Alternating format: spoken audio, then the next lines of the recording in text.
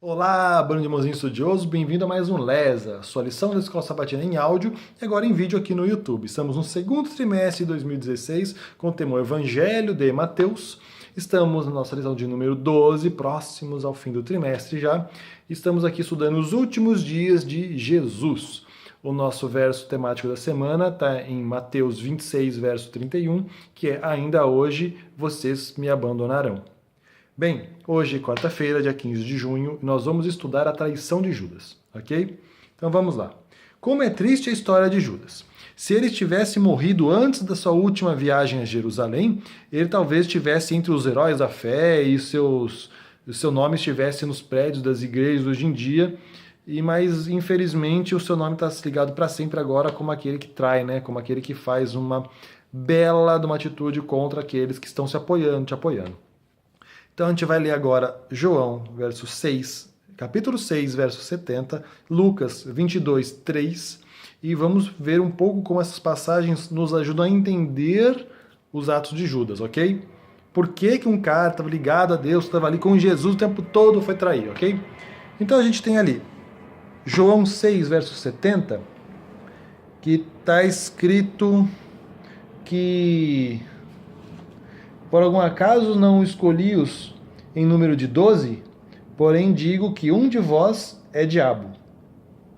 E temos aqui Lucas 22, verso 3, que disse que então Satanás entrou em Judas, o chamado Iscariotes.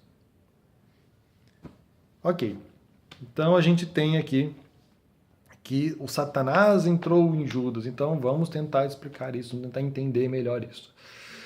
Satanás entrou em Judas pode ser tanto de certa forma de Judas ter sido endemoniado, mas a gente sabe também que ele está com Deus não seria. Então Judas teria algum problema que permitiria ter alguma coisa acariciada.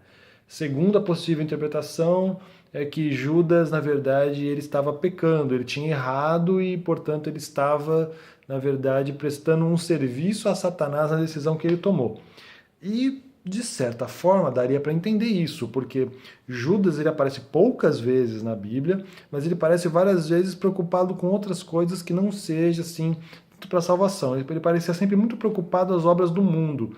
Quando Maria jogou o perfume em Jesus, ele foi um dos que, conforme está, se não me engano, em Lucas, que descreve que foi assim, Judas foi lá e falou que deveria ter sido colocado aquele dinheiro para os pobres e que isso foi errado, desperdiçar aquele dinheiro só num perfume para jogar em Jesus. E então ele sempre parece que aparecia como alguém que fosse o tesoureiro, como se fosse aquele a quem defendia muito as obras desse mundo. Então a gente consegue ver um pouco que talvez faltasse ele ter compreendido esse amor, compreendido alguma coisa. Então ele poderia estar no caminho errado, ele poderia talvez ser um daqueles, como tantos os fariseus eram, que acreditava que Jesus tinha vindo como um rei, como tinha vindo para realmente tomar posse do reino e libertar Israel do jugo de Roma. Então, Judas podia fazer parte disso. Só que todos que tinham essa interpretação estavam errados, então, portanto, não estavam a serviço do plano de Deus, estavam a serviço, portanto, de Satanás. Podemos compreender dessa forma, ok? Então você pode entender tanto que Judas fez isso porque ele se deixou levar ou porque ele tinha uma abertura para o mal ali. Então a gente consegue entender um pouco mais que mesmo você estando na igreja ou estando perto de Deus, assim, se você está perto fisicamente na igreja, só que você na verdade não consegue entender o cerne da questão, você não consegue entender, principalmente vamos chamar assim, do amor de Deus e isso para com o próximo, você pode estar tão perdido quanto quem está fora, e a todo momento você pode tomar uma decisão que pode ser a decisão fatal, entendeu? Fatal para sua fé, fatal para sua vida, que pode deixar muito triste ou com consequências no futuro. Bem-vindo ao livre-arbítrio. É claro que culpar Satanás pelo que Judas fez está certo, como está no texto, culpando Satanás pelo que Judas fez. Mas levanta a pergunta: o que na pessoa de Judas permitiu que o diabo levasse a tal ato de traição? Afinal de contas, até foi dito que Satanás queria Pedro também, em Lucas 22, verso 31. A diferença, contudo, deve estar no fato de que Judas se recusou a se entregar totalmente ao Senhor.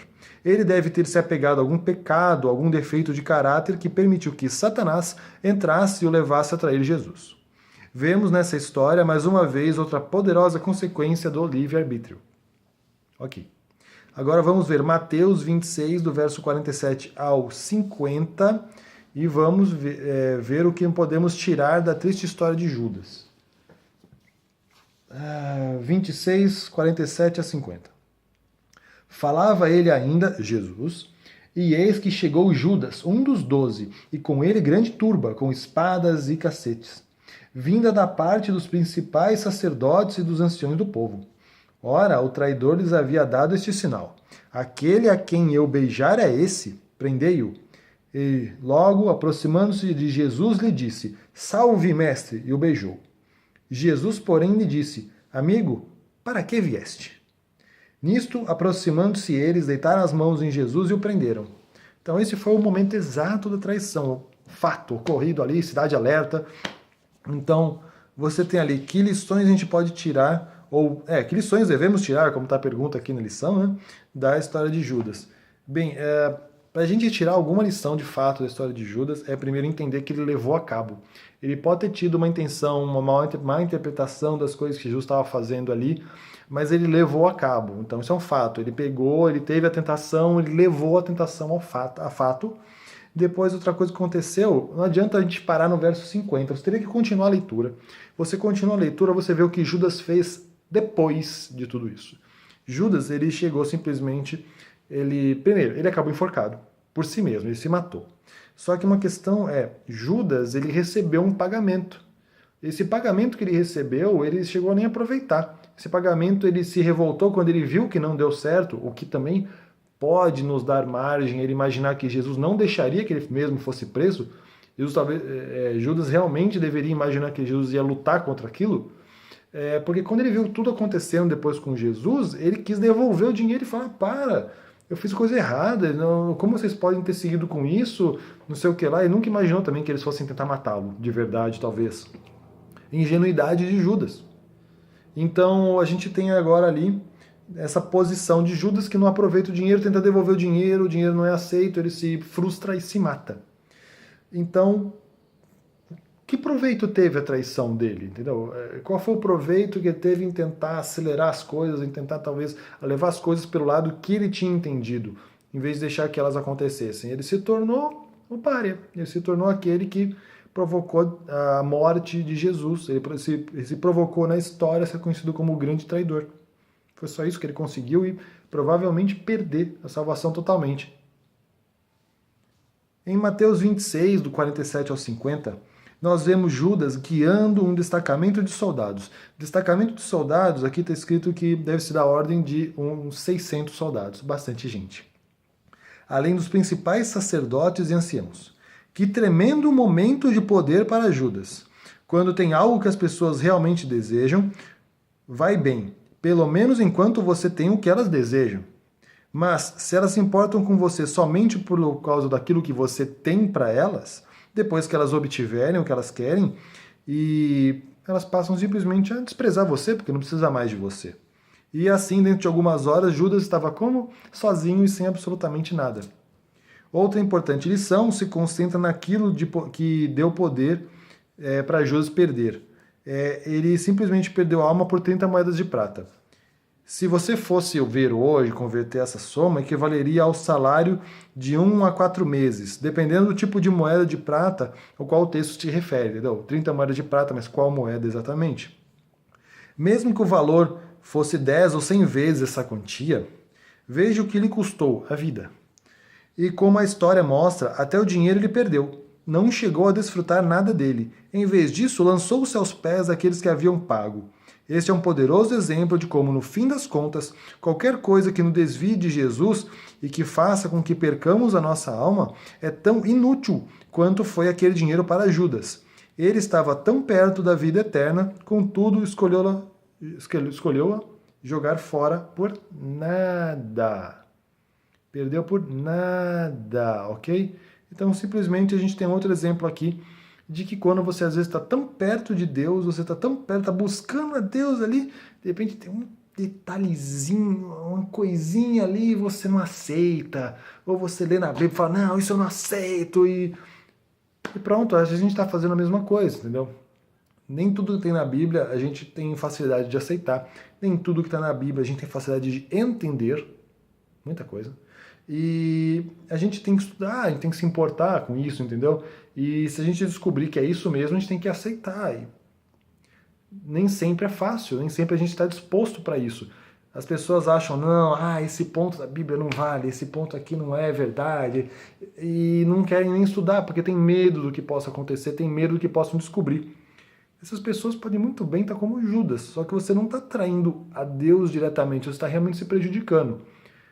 Eu posso dizer que você está atraindo a Deus se eu lembrá-lo que Jesus morreu por você, morreu para que você possa se arrepender. Se eu falasse que em positivo, Jesus morreu para que você se arrependa, então sim, você traiu. Mas Jesus morreu para que você pudesse escolher se arrepender.